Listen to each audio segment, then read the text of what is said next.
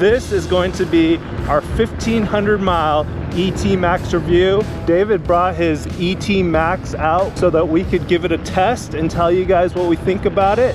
David is a longtime contributor to Freshly Charged, mostly on the writing and the research side for the electric unicycles. David, our EUC expert, is going to give us his 1,500 mile review. Woo! This guy is fast. What kind of speeds do you like to normally ride at on this thing? I usually ride 40 or 45 miles an hour on this. That's just what's comfortable and the streets that are around my neighborhood. I still remember the first time I met David, I was like, this guy is fast. He doesn't mess around.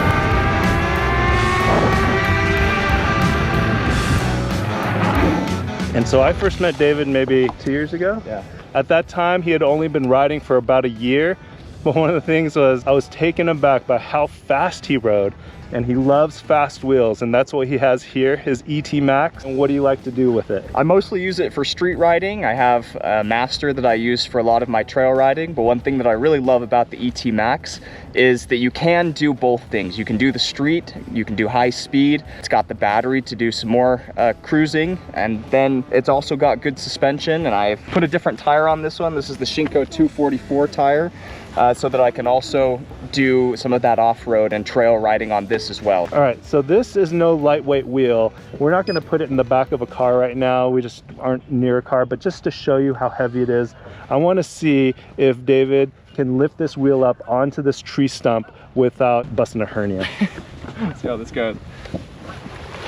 Whoa, oh, I like that. That little flip at the end. Little hip thrust, get it up onto the log.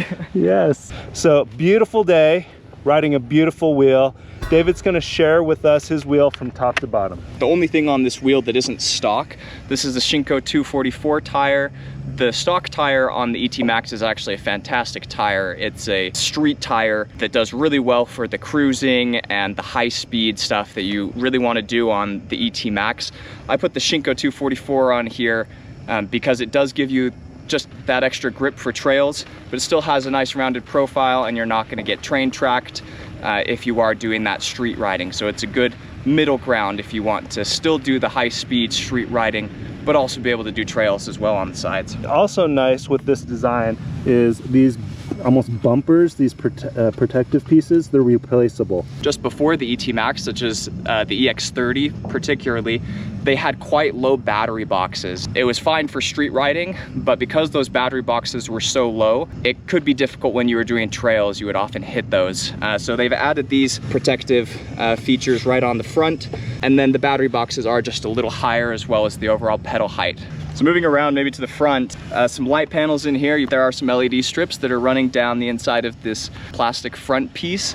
And I really like on the ET Max, they started using a lot of this kind of plastic. It's a really hard, really durable plastic, but it's not a metal, and so it takes the overall weight of the wheel down, and it also has that see-through aspect to make the LEDs really pop at night. These handles are fantastic. You do have a lift handle on the ET Max. If you're somebody who likes to ride seated, you might have a seat on the top of this. Looking at the side of this wheel, these are the stock pads of the ET Max.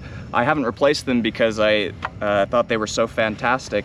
These pads are quite thick now, and previously you wouldn't be able to really lean into your power pads, which kind of defeated the purpose. These ones extrude a little bit further, and they have a nice curve on them, so you can really get your leg situated back into this curve and really be able to get that lean, or get your foot underneath this bottom part if you're jumping. It's just that extra size. I think the pre-installed Velcro makes a huge difference because you actually have the full side of the wheel that you can put the power pads on. Pre-installed Velcro is money, because if you've ever had to take off the backing on those things, it's quite the pain in the butt. So that was another thing that was not so great about installing your own Velcro and power pads on wheels in the past is that you would install them and it would be great, but then if you ever had to do any maintenance or anything like that, you'd have to rip off your pads and rip off all of the Velcro and redo everything.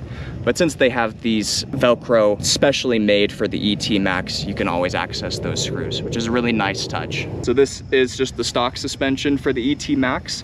An oil spring suspension, has damping and compressing. The dual spring and oil suspensions are nice generally because if you have an air suspension, then you'll get lighter suspension damping at the top and then much more towards the bottom. A spring is much more linear and it allows you to have a little firmer of a ride, which I really like. We're here in sand right now, and so if I were to try and set this down, I think this is a problem not unique to the ET Max. It's a little less stable just because of the terrain you're in, but this front surface is kind of angled. It seems like they anticipated people leaning it on the front side. So if you're leaning it on the front, it's actually a little more stable sometimes, depending on what you're trying to set it down in. The ET Max was the first of Begode's larger wheels to do more complete waterproofing. This has got rubber gaskets along all the interior. It's supposedly pretty water resistant. I have ridden this in the rain and the snow, and it's held up. What we're gonna do now is I'm gonna take it for a little spin as we continue to ride so I can get a little taste, and then we're going to talk about your top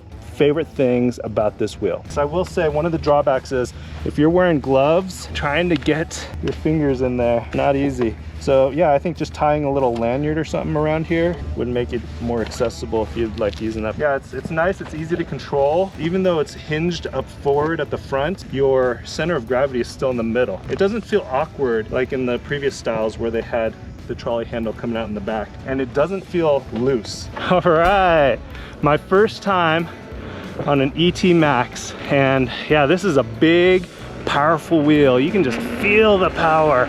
Woo! I can get used to this. This is nice. I thought it would be really big and bulky and heavy feeling. The reason why I like to ride my little InMotion here is because I like the smaller wheels. I feel like I have more control, especially when I'm out filming for videos like this.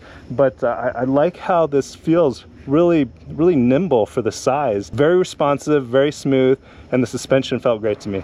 Yeah, one thing that might be worth mentioning with that is the ET Max is a heavier wheel. It's 110 pounds, so it's a similar weight to the EX30, which is really interesting in comparison because the EX30 doesn't feel light and responsive. It feels a little clunky.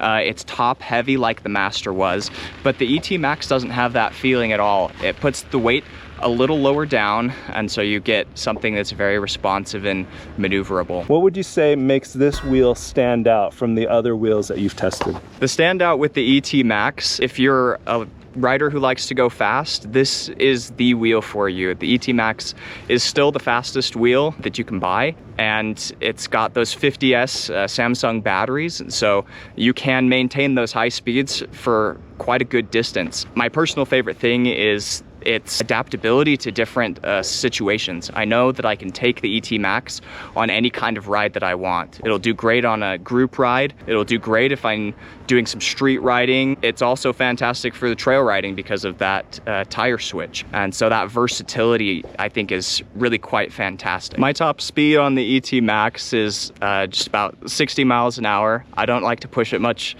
more than that, and I don't really see the need to.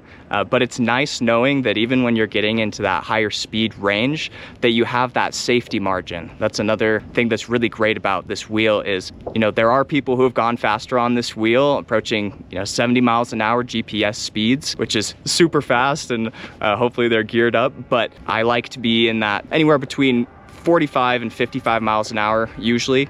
It's nice to know that even if I'm a little lower on battery, I can still hit those speeds and still be safe while I'm riding. Just to give you a little taste of how fast this guy can go. Woohoo! Nice. All in a day's work. We're gonna see how comfortable I am riding faster. As you get older, your bones get more brittle and your recovery time gets longer, and so I am super afraid of getting injured. That's why I don't ride fast. 30, 35 is my comfy zone. Let's see how fast I can go on this.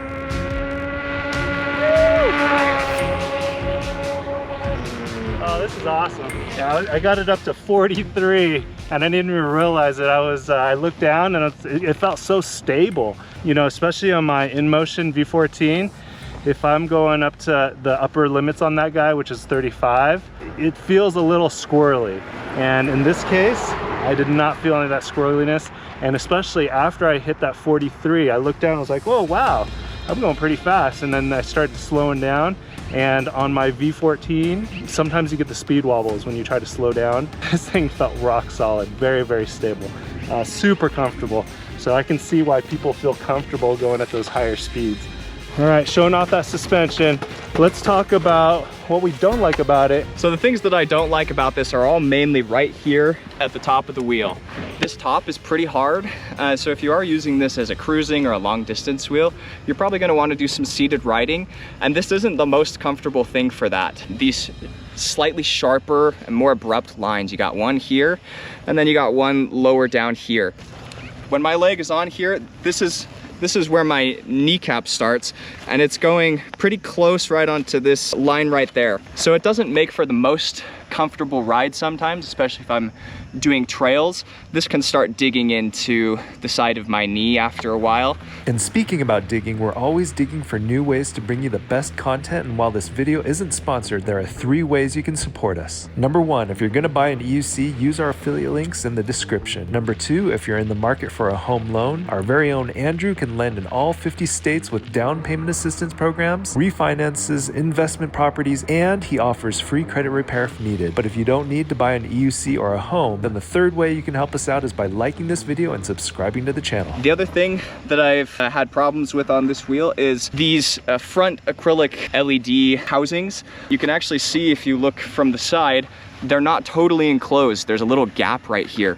And so that's a space that rocks can get in if you're doing trail riding or dirt. So right now there's a small number of little rocks at the bottom of this panel, which gives me some rattling sounds when I'm riding, especially faster. So you don't hear it most of the time, and it really doesn't change how the wheel rides at all. When I first got this wheel, the pedals were 2 rungs lower than they currently are. I believe there's 4 or 5 different heights that you can place these pedals at. When the pedals were lower on this wheel, I didn't like it as much. That agility that Jimmy and I have been talking about in relation to this wheel, it was not present with the pedals lower down. So I raised the pedals and immediately there was a significant ride difference. Any maintenance or just issues over the last 1,500 miles? Overall, this wheel has been extremely low maintenance. The build quality on the ET Max is immediately evident, and the maintenance performed reflects this. The ET Max doesn't collect much dust or mud compared to other wheels due to the underside of the stanchion tubes being sealed, and coil shocks generally requiring much less maintenance than air shocks. Begode's newer generation of shocks is much higher quality than the old ones, and has performed admirably.